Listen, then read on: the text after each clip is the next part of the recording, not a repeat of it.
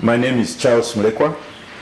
I'm a dramatist primarily, but on a daily basis, to deal with rent, I teach dramatic writing at Makerere University. My relationship with KITF is born out of my relationship with Tebere Arts Foundation. In the days I used to work at the National Theatre, which was in the 90s, Deborah was a young, upcoming, extremely energetic and very committed artist. And every day, every year, she brought you a piece of work and said, look at this.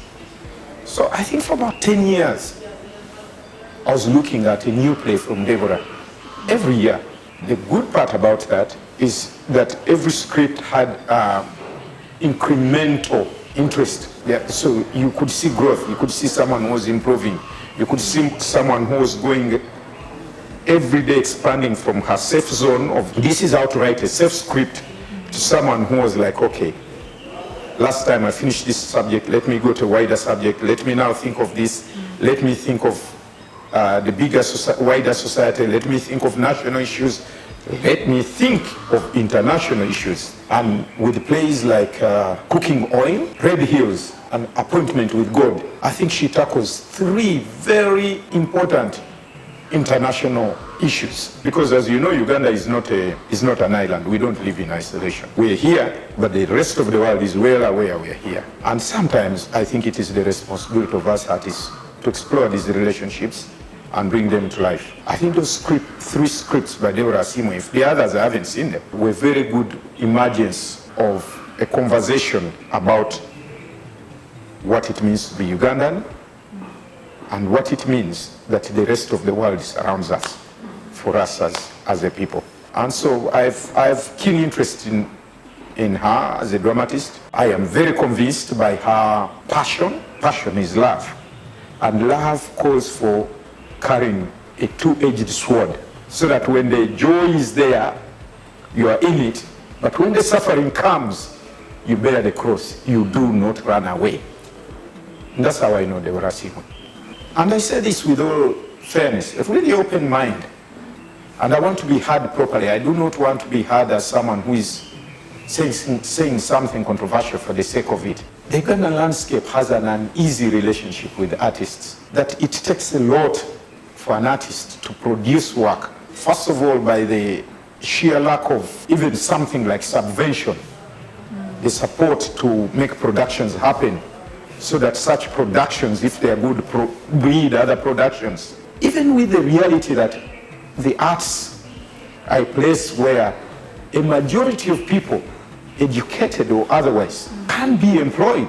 It's the place where you can be employed as a child, as a teenager, as a full-blown adult, even as an old person. I would think that leadership would want to pay attention to such an opportunity in an era of scarcity of employment. The landscape is uneasy for us artists. It is an uneasy bed to sleep in. It's a bed with bed bugs. However, when you come across artists who keep going, no matter what, on the list, Deborah Asimwe, Maria Mundagire, Abe Muchibi, Stephen Wanjezi, mentioned but a few, and if I don't mention you, I've not deliberately left you out. I'm just cutting my list short. But I think that when we come across such artists, when we come across artists who recognize that the show must go on in the field, and as a country, are truly blessed, and hope that one day we shall stop and recognize these people with the due respect they deserve. I think on that list should be an icon called Moses Matov of Afrigo. Yeah. No matter what regime, no matter what turmoil Uganda is going through, for him the music plays on and plays on. And so in the last 10 years, I think, KITF has been here. I'm privy to some of the challenges that it's hard. But no, the festival hasn't stopped. There's a festival every year a new festival, every year new discoveries, every year a new group of artists. And above all, because KITF is a program of Tebere Arts Foundation, every year a training and an emergence of a new set of artists that have hitherto not been known. Right now, I think in the area of stage management, we might have found a gem called Linus Mogume. Yeah, a fine product of the emerging artists. But because he's committed to the cause, and he's fine, he has good communication skills, he knows the art, he reads the script, because we also have people who have come into our field and they're not of this field. But they just think, okay, there's money here, there's opportunity, promoters and whatever, even artists. So, oh, I'll do the music, I'll do your production, I'll do your set design. But on the day of the work, you find they haven't read the script at all. They just saying to you, explain to me what is going on, I'll fix it. No, it's not about fixing. It's about doing, it's about immersing yourself into it.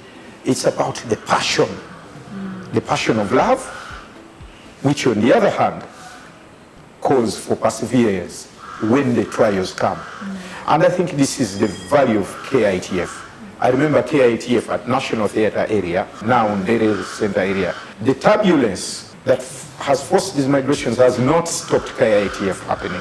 For the first time, I was engaged directing Kaya's play called Grave Digger Services, a group of guys who are jobless and they decide grave digging is what they might do. But they really grave digging in order to steal from the corpses. Because some people are buried opulently and these guys figure, here's something we can do. It's a fine concept which I hope the writer will go back to and resurrect. It's worth resurrecting. I think she should roll away the stone from the tomb. Kaya, I'm calling you out. Let that tale come into being. And all these are KITF opportunities. Then another time, I directed a very intriguing play called Black. It was by Samuel Aganza. And it was about really race relationships. And it was very good to see that from an African point of view.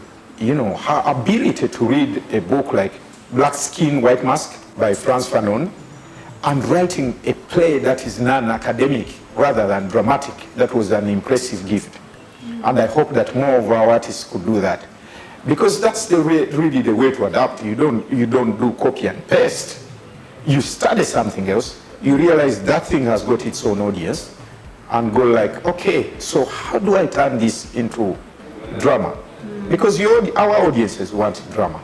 And they want drama in order not just to be educated. Andrew Chibuka of Bakaimbira argues that if education is what they wanted, they would come with pens and exercise books. But they don't. They just bring themselves so out of that drama, they really want to be entertained. And if after that, you've touched their morals, you've educated them, you've communicated a life-changing message, that's a bonus. But the real deal is go give people a good time when they come to watch a show. And that is one of the values of KITF.